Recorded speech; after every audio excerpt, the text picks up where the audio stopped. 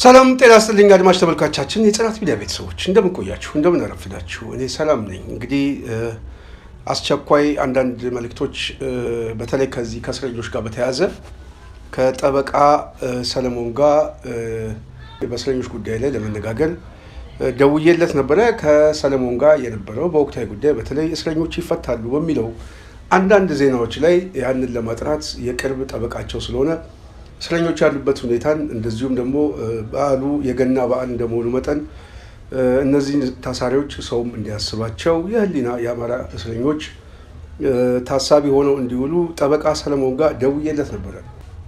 ወደዛ ላምራ ወደዛ ፕሮግራም ልውሰዳችሁ። እስከ ፕሮግራማችን ፍጻሜ አብራችሁ ቆዩ እያልኩኝ ፕሮግራሙን ላይክ፣ ሼር፣ ሰብስክራይብ ማድረጋችሁን እንዳትረሱ በታላቅ አክብሮት እጠይቃለሁ።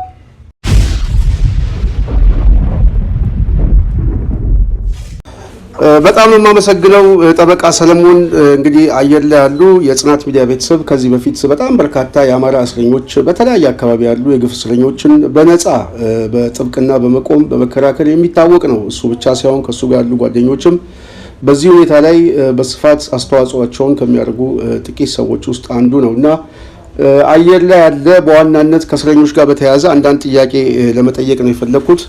ጤና ይስጥልኝ ጠበቃ ሰለሞን እንደምን ነህ? እግዚአብሔር ይመስገን። ደህና ነህ? አዎ ስልኬንም ከሰው ነው አፈላልጌ ያገኘሁት። ያው መቼም ብዙ በድምፅ ያወቁ እንጂ ስልክም የለኝም።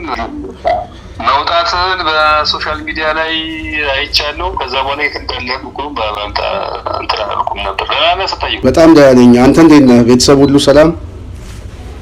ፈጣሪ ይመስገን ሰላም ነኝ። ሰላም ነው። ስንቴ ሰላም ነው። በጣም ደስ ይላል። እንግዲህ ያው እኔም ከሀገር ስወጣ ብዙ ሰዎች አድራሻም ስላልነበረኝ ብዙ ነገር ጥዬ ነው የወጣሁት። ስልኬንም አጋጣሚ ነው ከሰውም አድራሻን ያፈላለኩት እና ያገኘሁት። በተለይ በዋናነት ጠበቃ ሰለሞን የፈለኩ ከዚህ ከእስረኞች ጋር በተያያዘ የተለያዩ መረጃዎች እየወጡ ነው። ከእስር የመፈታት እድላቸው ሰፊ ነው፣ መዝገቡን ተቋርጦ ሊወጡ ይችላሉ የሚል መላምቶች እና መረጃዎች እየወጡ ነው። ይህን ነገር ላይ ምንድን ነው አንተ ተጨባጭ መረጃዎች እና አንዳንድ የምትሰማቸው ወሬዎች አሉት? እንግዲህ ስንታየው ያው እንደምታውቀው እንግዲህ የሶሻል የእውነትም የውሸትም የተፈበረከም በኤአይም በምንም ቦታ መረጃዎች ማንም የፈለገውን ያውቃል፣ የፈለገውን ይናገራል። በሃይማኖት በምንም እንግዲህ ያው የምታውቀው ነገር ነው። ሆኖ ከዚህ ከእስረኞች ጋር በተያያዘ ሰሞኑን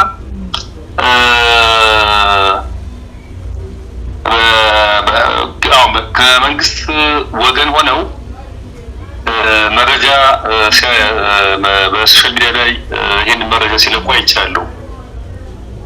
የመንግስት ደጋፊ የሆኑ ሰዎች እንዲሁም ደግሞ ከመንግስት ደጋፊ ውጭም የሆኑ እነዚህ እስረኞችን ሳፖርት የሚያደርጉ በሀሳብም በምንም ቀደም እስር ቤት የነበሩ ስም መጥቀስም ስላለብኝ ነው።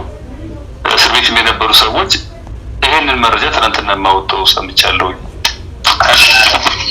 ኖርማሊ አንተ እንደምታውቀው የዛሬ 4 ዓመት ነው 5 ዓመት እንግዲህ አንተ ስላንተ ስር እስረኞች ታሰብኩበትን ይሄ ብሎ መግለጹ በጣም ከባድ ነው። ያው ብዙ ስቃይ፣ ብዙ ጊዜ ታስሯል፣ ብዙ ጊዜ እንኳን ያስኳቸው መዝገቦች አሉ ከ10 ጊዜ በላይ ከ7 ጊዜ በላይ ዋስትና 15 ሺህ ብር 50 ሺህ ብር ሞተር እኔ ቁጥርም የለውም እና ከዛ በፊት በመንግስት ጉዳት ታስራችሁ በነበረበት ሰዓት ምስክርም ሰምተን ምስክሩን በምንሰማበት ጊዜ የነበረው የመስክርና ጥያቄ ምናምን የምታስታውሰው ነው እና ሲሪየስሊ ጉዳዩን እያየን ምስክሩን ከሰማን በኋላ እኛ መከላከያ ምስክር ለማቅረብ በሂደት ላይ እያለን ያው ክስ ተቋርጦ እናንተ ሊወጣችሁ በመሀል ከዚህ ከሆነ ልክ እንዳሁኑ ማለት ነው በይቅርታ ሊፈቱ ነው ምናምን ይቅርታ ምናምን የሚል ነገር ሲወራ ነበር።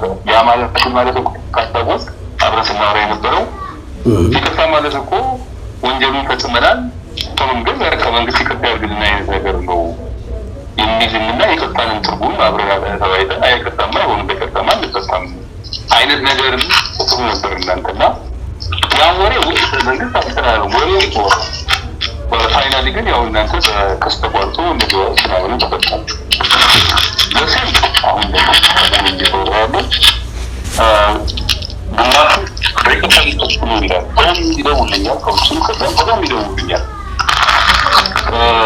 እንግዲህ የአስተዳደሩ ለጌታው ትሬጎች ናቸው ይተሳሚው ተቋቋሚው ነው ሆኖም ይሄ ሶሻል ሚዲያ ላይ የሚወራው ነገር ተቀባይነት ማስረጃ ነገር ግን የፖለቲካ ፓርቲዎች ሄዶ ሰሞኑ ጠይቋቸው እነዚህ የፖለቲካ ፓርቲዎች መፈታት እንዳለባቸው መፍታት እንዳለባቸው መግለጫውን ሰጥተዋል። አሁን ብቻ ሳይሆን ወዲህ እንዲሁም የምክክር ኮሚሽኑ ለሰላም መስፈታት ከዚህ ነው ሁለቱም ከሶስት ከአራት ወር በፊት ከሚኒስትሩ ጋር ደርሶ ከሚኒስትሩ ጋር ሲባይ ነበር።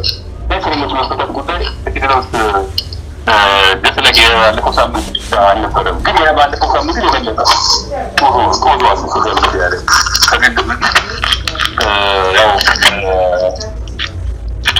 ልፋቱ የሚል ተገጠረ እንትን የተባለው ስለዚህ ቤተሰቦች ከማርመኝ የጠየቁኝ ነው ነበረ። ሆኖም ግን እኔ ተጨባጭ ማስረጃ በሌለበት ጉዳይ ላይ አሁን ሊፈቱ ነው አሁን የመንግስት ሊፈታቸው ነው ወይም ተከታይቶ እንዲህ ነው ለማለት የግድ መስጠት ይመስላል። ሩመሮ ማለት አንዳንድ አንተዋቸውም ያወራቸው ሰዎችም አሉ እንደዛ አይነት ነገር እንዳለ ጥሩ ነው። ሆኖም ግን አሁን ሰዎች ጋር ለምሳሌ እንግዲህ ስላለ አሁን በነገው ዕለት በእነተከበሩ አቶ ዮሐንስ ባለው መዝገብ አካባቢ ባቀረበው ሰነድ ማስረጃ ላይ አስተያየት እንድንሰጥ ጥር ተደርጓል እና ያንን አስተያየት በተመለከተ ፈላሾች ማረሚያ ቤቱ ባዘጋጀላቸው ሳምንት የራሳቸውን አስተያየት የሚሰጡት በነገው ዕለት ሄዳለሁ። ዞሮ ዞሮ ግን የመረጃም ስለሚደርስ የሚደርስ ከእነሱ ጋር ማወራ ምን ያለው ነገር ጥሩ ነው። መቼም ከዚህ በፊትም አንተ እንደምታውቀው እኛ ጋርም በነበረው ክትትል ላይ የህግ ሂደቱን ስለምታውቁት በዋናነት ይቅርታ ቅድምም እንደጠቀስከው ጥፋተኛ ነን አምነናል፣ ተጸጽተናል፣ ስለዚህ ይቅርታ ይደረግልን ብለው የይቅርታ ጥያቄ የሚጠይቁትና ፎርም ሞልቶ የሚወጡበት ሂደት ነው። ይሄንን እንደማይቀበሉ ይታወቃል። ግን ያው የመንግስት አክቲቪስቶች ይሄንን ቢጽፉ በዋናነት እስረኞችን አንገት ለማስደፋት እንደሆነ ግልጽ ነው። በቅንነት ግን በቅንነት ደግሞ ይሄንን መረጃ የሚያመጡ ሰዎች አሉ፣ ሊፈቱ ይችላሉ የሚል በተለይ ደግሞ ከልምድም ተበክሮ የመጣ ሁኔታዎችም ስላሉ ገናን ተንተርሶ ሊፈቱ ይችላሉ የሚል መላምቶችም አሉ። አንተም እንደጠቀስከው እኛም ስንወጣ በይቅርታ አልወጣንም። በዋናነት ክርክሩን ከጨረስን በኋላ መዝገቡ ተቋርጦ ድንገት ነው ከእስር ቤት ውጡ የተባለው እና አሁንም ድንገት ውጡ የመባል እድል ምናልባት ይታያል። በእኔ እምነት ያው እንግዲህ አሁን ከሌጋል ፐርስፔክቲቭ እንደ ህግ ባለሙያ እንደ ጠበቃ ከጠበቃን ተሰሱ ወጣ ብዬ ሳስበው እንደው እንደ አንድ ፐርሰናል ማለት እንደ ማንኛውም ሰው ያው ውስጥ የህጉን ኩርም እንዳለ ሆኖ የሚታይ አስተያየት ምንድን ነው አሁን ምክንያት የተለመደ ልምድ ነው። እንደኔ እምነት ያው እሱ የፖለቲካ ምክር ነው ብለው ይሄ ስለዚህ በእናንተ ጊዜ እንደሆነ እንደ ጀዋር መሐመድ እናንተ ምናምን ተሳትፎ በዛን ጊዜ የፖለቲካ ሞቲቬሽን ፓርቲ ነው። ስለዚህ ፖለቲካ ሞቲቬሽን የሆነ ሳይድ ደግሞ ፖለቲካ መፍትሄ ነው ማግኘት አለበት ይቻል ነበር በፊት ሲቪላሪ አሁንም ሲሆንም የአይነት እንትን ያለው አሁን ያለው ሁኔታ ስለዚህ ከበፊቱ ከዛሬ እንግዲህ ቅድም እንዳልኩ የዛሬ 4 ወር ክረምት ላይ ከመድረሱ በፊት ከትሬዎች ጋር ያው ክሊኒክ እየቆየ ይጠይቁኛል እንደዚህ ያለ ነገር አለ ምንድን ነው የሚለው ደግሞ እንትና ማነው በሰቆንቶ ይላልሰጡም ምናምን ሲሉ አይተውት ምንም ነገር የለም በምክር ኮሚሽኑ እስረኞች ታሰረቱ መፈታት አለባቸው እና በምክር ኮሚሽኑ መሰረት አለባቸው ሌሎቹ ዋና እንትን ናቸው ይህን ነገር አለ። ስለዚህ ምናልባት ተነስተው ሙቀቶች ዝም ብሎ ክፍል ይችላል የሚል ነገር ነበር ይዛኔ በመሀል ላይ መስከረም ብናይ እንደዛ አይነት ወር ነበረ። ልክ ለመለወጫ ላይ ልክ ከኮንቶ እንደመጣው አናገራቸው ነበር። እንደዚህ አይነት ነገር ይኖር ብሎ ታስቦ ነበረ። እንደሆነ ሩመር የለም ይፈታሉ ምናምን ነው። አሁን ዘመነ መለወጫ ይፈታሉ ነገር የለም ይዛል። አሁን ልክ እንደሚደረገው በዚህ ወደና አሁን እንግዲህ የገና ሳምንት ያለፈው እንግዲህ አንድ ሳምንት ይቀራል። የዛሬ ሲመጣ ሮብ ሳምንት ነው ገና። ስለዚህ አሁን ያለው ሩመር ልበለው ወሬ ልበለው በማስረጃ ያልተደገፈው እንትን ነው። እንዲሁም ደግሞ ያንን ሩመር ያወጡ ሰዎችንም ሁኔታ ሳይ የበፊት አሁን ዝም ብሎ ተራ አክቲቪስት አሁን በጣም ተሰርግልኝና አየረው መንበር የሚባል ሰው አለ። እሱ አሁን ባለፈው አውጥተዋል። ግን እሱ ያወጣውን ስለሚከቱ ነው ነው ምናምን አይተከመረ ነገር ሰው ከግምት ማለት አረፈው። ምክንያቱም እሱ የሚያወጣቸው የቱን ታሪክ ስለማት ነው። ከዚህ ከዛ ውጭ ግን መንግስት ሊደግፉ የመንግስት ሰዎች እንደ ስም መርከቱ ደስ የማይለኝ መንግስት የሆነ ሰው በመንግስት ላይ አጌንስት የሆነ ሰው በቃ ፍሬንች መፈታት አለባቸው። ሲፈታሉ በገና ይፈታሉ ምናምን አይነት ነገር ከባለፈው እንግዲህ ያው የመንግስትን አስተምሮ ነው ሊሉ ይችላል። ከመለቸነች ባይልም እነዚህ ማስረጃ ሳይ ወይም እነዚህ መረጃ ሳይ ልክ እንደንዳንኩ አውቶማቲካሊ ሳይታሰብ ከእስር ቤት ይውጡ የሚችል ሰው ሊኖር ይችላል። እንግዲህ ልክ ነህ። ከኋላ የሚለብሽ ነገር አለ መሰለኝ ድምፅ ነው። በጣም ጥሩ ልክ ነህ ሰለሞን፣ ጠበቃ ሰለሞን። መቼም አንተም በግል በጣም ለተራዘመ ዓመታት የምታደርገው በጎ አስተዋጽኦ ምናልባት ጥቂት በዚህ ሙያ ላይ የተሰማሩ ሰዎች ስማቸው ከሚጠቀሱ ውስጥ አንዱ ነህ። በጣም ትልቅ ክብር የሚገባ ሰው ነህ። በነፃ ብዙ ጊዜ የኛ መዝገቡ ሁሉ ሳይቀር በጣም ለአመታት የደከምክበት ዋጋ በጣም ወደፊት የሚታሰብ ነው ብዬ አስባለሁ። በተለይ አሁን ከእስረኞች ጋር ያለ ቁርኝት ሰፊ እንደመሆኑ ከዚህ በፊትም የተለያዩ የልምድ ተሞክሮችን እንደምናየው እስረኞች የአማራ እስረኞች በአጠቃላይ የታሰሩት የህሊና እስረኞች ያው ወንጀል ፈጽማቸዋል የሚለው ፖለቲካዊ ወንጀል ነው። ፍቻቸውን ፖለቲካዊ ፍቺ ነው። ስለዚህ ክሱም ራሱ ፖለቲካዊ እንደመሆኑ ፍቺውም በዛ ደረጃ ተጠባቂ እንደሚሆን ብዙ ሰዎች ስለሚገምቱ መላ ሊወስዱ ይችላሉ። ምናልባት ገናን ተሞክሮ አድርጎ ለጀዋር እንደወጡት እነሱንም ሊለቋቸው ይችላል የሚል ከበጎ ሳቢም ያስባሉ። እንደዚሁም ደግሞ ሆን ብለው በይቅርታ ነው የሚወጡት ብለው የመንግስት ሰዎችም የሚያራግቡት አጀንዳ አለ እና ወደፊት እናየዋለን። ከዚህ ጋር ተያይዞ ጠበቃ ሰለሞን ጋሽ ታዲዮስ ታንቱ በጣም በከፍተኛ ደረጃ ህመም ላይ እንዳሉ ተሰምቷል። የእስር ጊዜያቸውም እያለቀ ይመስላል። የአመክሮ ጊዜያቸውም እያለቀ ነው። በእሳቸው ጉዳይ ላይ ያለ መረጃ ምንድን ነው? እኔም እሱንም እንኳንም አነሳው በሬ ወለደ ነው። እሱ ምን መሰለህ ከዚህ እንደሆነ ባለፈው የእሳቸውን ጉዳይ የሚያልገባበት በጊዜ ቀጠሮ ላይ ከ80 በላይ እስረኞች ጊዜ ቀጠሮ ይዤ ነበረ። ከዛ እንደገና ደግሞ እነ መላክ ምሳሌን ታቅዶን ይዤ ነበረ። ከዛም በተጨማሪ ደግሞ ከዚህ ከደብረ ብርሃን አካባቢ ያመጣቸው አማራ ቢያዩት እነሱ ይዤ ነበረ። ለብቻ እኔ ያዝኩት መዝገብ ሰፊ ነበር እና እሳቸውን ታለማና እንትና ነበሩ። አዲሱ ነበር የያዙ አዲሱ ጌታነህ። በኋላ ላይ አዲሱን ታሰረ፣ ታለማም ሲታሰሩ እኔ ነኝ ያዝኩት የቀጠልኩት። ከዛ በኋላ እኔ ከቀጠልኩ በኋላ ላይ ታለማ ሲወጣ ያው አብረን ቀጠል እሳቸውን ጉዳይ እና አሁን ያን ከተፈረደ በኋላ ባለፈው ሄደን ነበር የእነ ታለማ ሄደን አናግረናቸዋል። ምንም አልሆኑም። እንደውም አቤቱታ ነበራቸው። ምንድን ነው አቤቱታቸው? ጡረታ ያው እንግዲህ እንደምታውቀው አንድ ሰው የጡረታ ሲከፈለው በየ2 ዓመቱ እንትን መታደስ አለበት። ያ ምንድን ነው? ያ ጡረታ ባለው ተቀባዩ እሳቸው በውክልና ነው ለቤተሰቦቻቸው የሰጡት እና ቤተሰብ ነው እየተቀበለ ያለው። ስለዚህ ቤተሰብ እየተቀበለ ያለውን ጡረታ በተመለከተ ይህ ጡረታ የሚከፈላቸው ሆኖ በህይወት ይኑሩ አይኑሩ ማረጋገጥ አለበት። ይሄ በእሳቸው ብቻ ሳይሆን ማንም ሰው አሁን የኔ አያት እዚህ እንደዚህ ነው የሚያደርጉበት። በየዓመቱ በየ6 ወሩ መሰለኝ በየ6 ወር በዓመቱ መታደስ አለበት ይችሉ። ስለዚህ ያንን በተመለከተ እሳቸው አለሁ ለማለት ለማረሚያ ቤቱ ማመልከቻ አስገብተው ማረሚያ ቤቱ ጽፎ ነበረ። ሆኖም ግን እሳቸው ስለመኖራቸው የግድ የፋይዳ መታወቂያቸው ካልተላከ የጡረታ ሚኒስቴር ይህን ነገር አልቀበልም ባለ።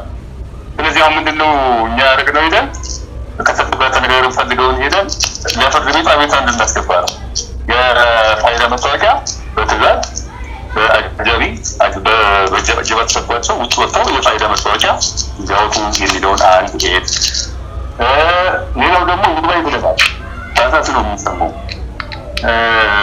ታህሳስ የተቀጠረው ግን የሚገርመው ያው እዚህ ላይ ዲቴል ባልገባበትም ታህሳስ አካባቢ ላይ ሰጥተው ጨርሰው የሚወጡበት ነው ባመክሩ በሚገርም ሁኔታ ማነው የካቲት አሁን ከአንድ ወር በኋላ እሳቸው በሚወጡበት ጊዜ ነው ቀጠሮ የተሰጠው። ኦልሞስት እሳቸው ትንሽ ጊዜ ሊሰራቸው እና የይግባኝ ሁኔታ በተመለከተ ይግባኝ ያለው ዋናው ቤዚክ ኤሌመንታችን ምንድን ነበረ? መከላከያ ምስክራችንን ፍርድ ቤቱ አይሰማ ብይ ሰጥቷል ነው። ለምሳሌ እሳቸው ምክትል ፊልድ ማርሻል አበባው ታደሰን መከላከያ ምስክራችን አቅርበን ነበር። እንዲሁም ደግሞ ሌሎችንም በሚኒስትር ደረጃ ያሉትን መከላከያ ምስክር አቅርበን ተረጋግጠን ተሰጥቶ አይ በቃ እሳቸው በስራ ምክንያት አይቀሩም ብሎ ተብሎ በተሰጠው መልስ መሰረት ነው ፍርድ ቤቱ አይ በቃ አያስፈልጉም ብሎ ብዩን ያስተ። ስለዚህ ይሄ አላግባብ ነው እና ሌሎች ኤሌመንቶችን አንስተን ይግባኝ ብለን ፍርድ ቤቱ የቃል ክርክር አድርገን መልስ የሚሰጥበት አካባቢ ነው ማለት ሰረጅ ቀጠሮ ሰጥቶ ኦልሞስት አሁን 4 ወር 5 ወር ሊሆነው ነው ቀጠሮ ከሰጡ እና ፐርሰናል ሲገባኝ እንግዲህ በሚፈሱበት ወቅት ነው ቀጠሮ የሰጡት እያል በውስጤ የምትስል ነበረ። ስለዚህ አንድ እሱ የሚያወራ ነው። ሁለተኛ ያሉትን እስረኞችና ቃሊቲ ያሉትን መስከረም አበራን በተመለከተ መጽሐፍ በፊት ለምሳሌ ከቂሊንጦና ከቃሊቲ መጽሐፍ ዝርዝር ወስጄ ለተከታታይ ይሄኖቹ ይችላሉ ሰዎች መጽሐፍ መስኮናቸው እኔም ስመጣ አንድ ሻንጣ ሙሉ መጽሐፍ ነው ያመጣሁት የሚነበብ እሱንም ተሰጥቻለሁ። ሌላም አሁን ሙሉ የነሳ መጽሐፍ እንዳለ አሁን ሰዎች ነው ዮሐንስ ለታቸውን በተመለከተ እስኪ ዝርዝር ካለው መጽሐፍ ብያቸው የመጽሐፍ ዝርዝር ሰጥተው ተነጋግረን ይሄኛውን አቤት እናቀርባለን። በቅርቡ እንመለሳለን። የተለያየ ማን ታሟል ምናምን የሚለው ነገር በጣም ግራን የገባኝ ኖርማሊ ያው ምናልባት እያሉ ከእድሜም አኳያ ምን መሰለህ ጠበቃ ሰለሞን፣ አንደኛም እሳቸው ከእድሜያቸው አኳያ 80 ቤት ያለፉ አዛውንት ትልቅ ሰው ናቸው። ተጓዳኝ በሽታም ሊኖር ይችላል ተብሎ ታሳቢም ስለሚደረግ በተለይ እስር ቤት ውስጥ ደግሞ ብዙ የሚያስጨንቅም ነገሮች አሉ፣ ብዙ ነገሮች ስላሉ ከዛ ጋር የሚመጣ የተለያየ ችግሮች ስላሉ በሽታ ላይ ሊሆኑ ይችላሉ ብለው ምናልባት ታሟል ብለው የዘገቡት ሰዎች ለሳቸው እዛ አካባቢ ላይ ለመረጃ ቅርብ የሆኑ ሰዎች መሰለኝና በእርግጥ አልታመሙም ነው አንተ ስታያቸው? አይ አልታመሙም ማለት አይደለም እኮ እንደተራገበው በጣም ሲል ያየው እኮ ነገር ለሞት የሚያበቃቸው ምናምን አይነት ነገር ነው ያየው። አላማ አለባቸው እኮ አለባቸው። ከዚህ ማንሳረም ቃሊቲ ቆያሉ እኮ ከሚተው እኮ ፕራስ ተደርጓል። ወደ እንትናቸው አካባቢ ያለ ምንድነው ሽንት መሻንች አካባቢ እሱም አሁን ያማቸዋል እኮ ግን ይሄን ያህል እንደውም ብሎ እሳቸው ለማለት ነው ያማቸዋል። ቃሊቲ ምነው ያማቸው የነበረው አሁንም ያማቸዋል። ግን ያማቸው ለምንድን ነው አሁን እንዲጎልቶ የወጣው? ተማማቸው እኮ በየጊዜው የህመም ስለመኖሩ በየጊዜው እኮ መዘገብ ነበረበት። ያማቸዋል። ግን አሁን ምን ተፈልጎ ነው እንደዚህ ያሉት? ለምን በየጊዜው ያያማቸው ስለሆነ ሕክምና እንዲያገኙ ለምን ተለያዩ? ተገቢ ሕክምና ሌሎች ነገሮች ድጋፍ እንዲያደርጉ ለምን አይጮሁም ነበር? ለምንድን ነው አሁን እንደዚህ ያሉበት ምክንያት ስላልገባኝ ነው እንጂ በቃ ማመንማ ያማቸዋል። ምናልባት የተጋነነ መሆኑ ትንሽ ለቤተሰብም ለልጆቻቸውም እዛ አካባቢ ላይ ትንሽ ያስደነግጣል። እሱ ነው አንተ አሁን እያልክ ያለው እንጂ ከህመሙ ጋር በተያያዘ ታሟል የሚለው ግን መረጃው ትክክል ነው። ገብቶኛል። ምክንያቱም ከልካት በቃ ሊጎቱ ነው እንደዚህ ነው የሚነገር ከሆነ አስብ ልጃቸው አለ አሁን የሚያሳዝን ተመስገን አሁን ስራ ላይ እሱ ሄዳይታቸው ሊሆን ይችላል። ግን ድንገት እንደዚህ ያለ መረጃ ሰው ይደነግጣል። የሚዲያው ዘገባ ሁሉም ሰው እንደመጣለት ስለሚዘግብ ምናልባት አንዳንዱ በበጎ አንዳንዱ በክፋትም ሆን ብሎ ቤተሰብን ለማስደንገጥ የሚያደርጉ ሰዎች እንዳሉ ይጠበቃል። ያው መቼም ትግል ያሉ ሰው ስለሆኑ ስለሚታወቅ ምናልባት ሌላው የመጨረሻው የሚጠይቀው ሰለሞን በተለይ ከዚህ ከ50ዎቹ እንደስንታየው በተለይ ከአዲስ አበባ አካባቢ የታፈሱት በኢንሳ አካባቢ ላይ ያሉ ልጆች እንደዚሁም ብዙ ቤተሰብ የማያውቃቸው ሚዲያ የማያውቃቸው የአማራ አንቂዎች፣ አክቲቪስቶች፣ ምሁራን በጣም በርካታ ሰዎችን ነው አንተ መዝገብ የምትይዘውና እነዚህ ሰዎች ደግሞ በተለይ እኔም ስለማቅ ነው በጣም የቤተሰቦቻቸው ጉዳይ በጣም የሚያስቸግር ሁኔታ ውስጥ የሚያልፉ ናቸው። ብዙዎቹ ቤት ተከራይተው የሚኖሩ ልጆች ያሏቸው ምናምን ነውና እንደው አሁንም የገና ጊዜ እንደመሆኑ መጠን እነዚህን ሰዎች መላው ህዝቡ በተለይ አማራ ህዝብ በውጭም ያለው እንዲያስባቸው ከጎናቸው እንዲቆም እንደው በዚህ ጉዳይ ላይ አንደኛ እንደ ምክረ ሀሳብም በዓሉን አስመልክተህ የምታቀርበው በሌላ በኩል ደግሞ በጣም ተቸግሮ በጣም አስቸጋሪ ሁኔታ ውስጥ ያሉትን ሰዎች የምታውቃቸውን ሰዎች የሚደገፉበትና እንደው ጥሪ የምናደርግበት እድሎች የሉም ወይ? በዚህ ጉዳይ ላይስ ምን ትለናለህ? ለሌሎዬ ነው እንደ መጨረሻው ጥያቄ። እንዳልከው ነው። አሁን ለምሳሌ ከኢንሳ መላእክት ቸርነት ይሁንና ያው እነሱን ሳስባይ ትንሽ እንትን ይለኛል፣ እረበሻለሁ። ያው እነሱ መዝገብ ስለያዝኩ ለምንድን ነው ተረበሽ? እነዚህ ልጆች የ22 እና 23 ዓመት ወጣት ናቸው። ጂኒየስ ኦቨር ሱፐር ጂኒየስ ሶፍትዌር ኢንጂነር ሆነው ኢንሳ ከባትሪ ፈልጎ ቸርነታውን ኢንሳው የፕሮጀክት እንትን ማናጀር ነው። በባትሪ ተፈልገው ገና ወጣት በጣም ጂኒየስ ለሀገር እንትን የሚሉና እኔ የእነሱን እንደው ሌሎችን ለይተህ እንዳትለኝ ነው። እንደው በገጠም ስለነሳው ነው። ማንም ስለነሱ የሚያውቅልም ሚዲያ የሚያውቃቸው ማንም የሚያውቃቸው ሌሎች ስለማውቃቸው ፐርሰናሊ ለምን የእነሱ ስለያዝኩ አውቃቸዋለሁ መላክን አውቀዋለሁ። እነሱን ሳስብ በቃ ቃላቶች ያጥሩኛል። ለሀገር የሚጠቅሙ በጣም ጂኒየስ እና ልክ ክሊንቶ ሳያቸው በቃ እንዴት ነው ብለው አሁን መከላከያ አቅርቦ ተብለን መከላከያ ለማቅረብ እየተወያየ ሳያቸው በቃ ውስጥ ይረበሻል አሉ። እነሱ አሁን የማይታወቁ አሁን እነሱ ኢንሳ በነበሩበት ደሞዝ ነበር። ያ ከተቋረጠ ብዙ ጊዜ ነው። አንደኛው ከእህቱ ጋር ነው፣ አንደኛው ሚስት አለው፣ ልጅ አለው፣ ሙሉና ሁለት ልጅ አለው። ሌሎችም እንደዚሁ እንዴ ኧረ ስም ምን እንዴት ብዬ ለመዘረዝርልህ እንዴ ኢቭን እኮ ሊስቱ አብዛኛው ምሁር ነው። ከፒኤችዲ እስከ መጀመሪያ ዲግሪ ያለው ነው። እንዲሁም ፕሮፌሰር ዝቅተኛ ብለህ የምትለው አንድ መዝገብ ላይ አንድ 4-5 ማቃቸው በጣም ዝቅተኛ ተምሮ 12 ክፍል ጨርሶ ግን የሆነች ምንድን ተመርቆ በኋላ ባጃጅ ተከራይቶ ይዞ ሚስት አግብቶ ሚስት ወልዳ ከማረጥ ምንድነው ከእንትን ሳትወጣ ከምንድነው እንትን ካለችበት ሳትወጣ ነው የታሰረው። ልባር በባጃጁ ነው በሚያገኘው በተከራዩ ባጃጅ በሚሰራው በተከራዩ ነው የሚያስተዳድር የለም። ራስንቱ ነው የምጠቅስልህ የመንግስት ሰራተኛ እሱ የሆነ የግል እንትን ሆኖ ሰራተኛ ሆኖ እሷ የመንግስት ስራ እንደሱ መጥቀስ ስላልፈለጉ ነው። በ2000 ብር ደሞዝ ነው እሱ የሚያገኛት አለ። ሶስት ልጅ ያላቸው ቤት ተከራይተው ታሰረ። እሱ 2000 ብር እንዴት አድርጋ ነው ቤት ክራይከትና ልጆቹ አንተ ለምትል በጣም አረ ስንቱ ነው እና እኔ ስም መጥቀስም በጣም ከባድ ነው። እንደው እዚሁ ላይ የምጨምርልህ መላክን አውቀዋለሁ። በጣም በእውነት መንፈሳዊ ህይወቱ ራሱ የሚያስቀና ነው። እንኳን ፖቴንሻል በጣም እና እንደነዚህ አይነት ሰዎች ናቸው በስመ አማራ እስር ቤት ውስጥ ተሰብስበው እንግዲህ እኔ ካለሁበት ጊዜ ሰዓት ጀምሮ እስካሁን በእስር ላይ ነው የሚገኙት። ከነሱ ጋር አብሮ የታሰረ ሰው የአማራ ባንክ ሰራተኛ የነበረ ሰው ከዚህ በፊት ያው ደብድበው እንደገደሉት የሚታወቅ ነው። አንተ ቅድም ባልከው ላይ የምጨምርልህ የማረሚያ ቤት ዋና አዛዥ የነበረ ሰው ለጊዜው ስሙን እንተው እሱ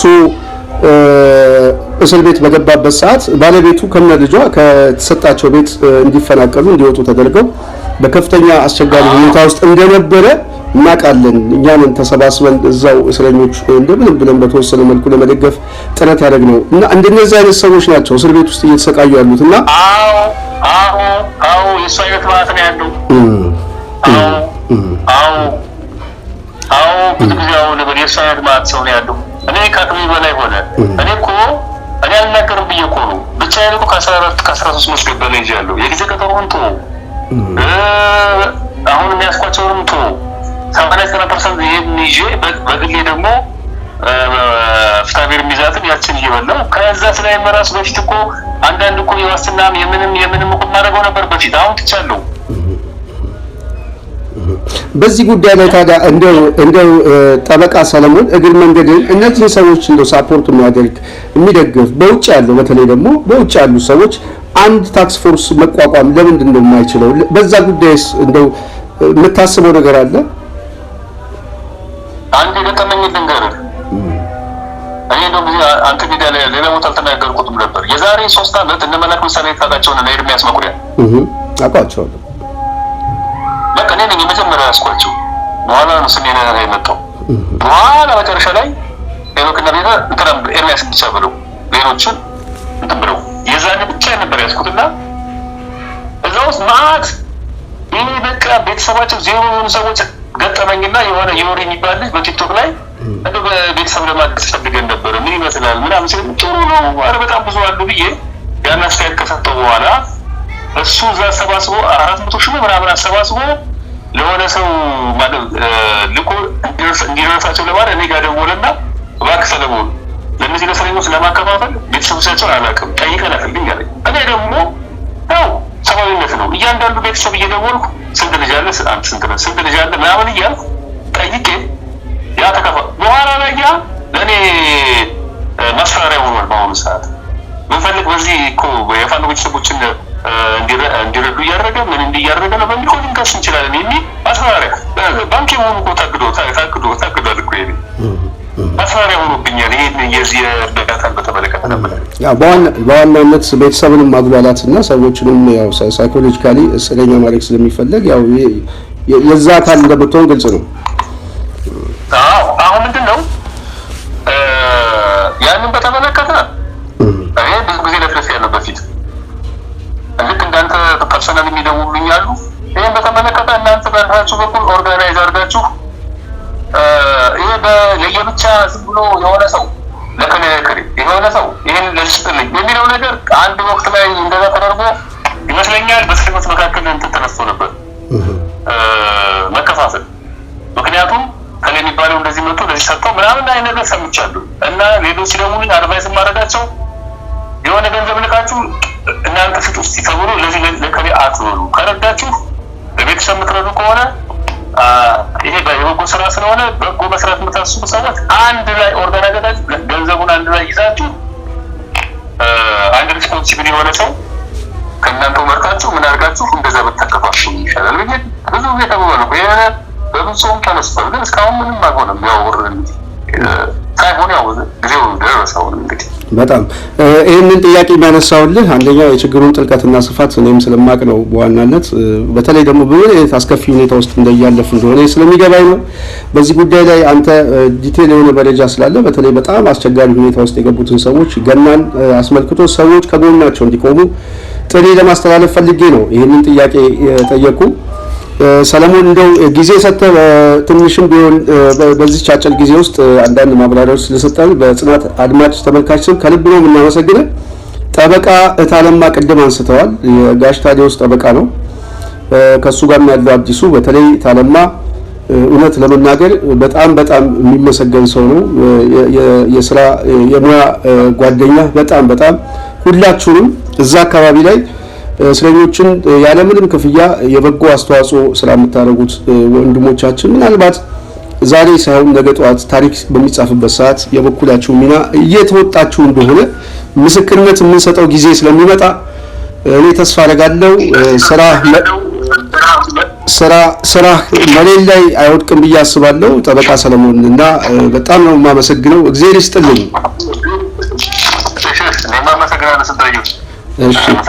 እሺ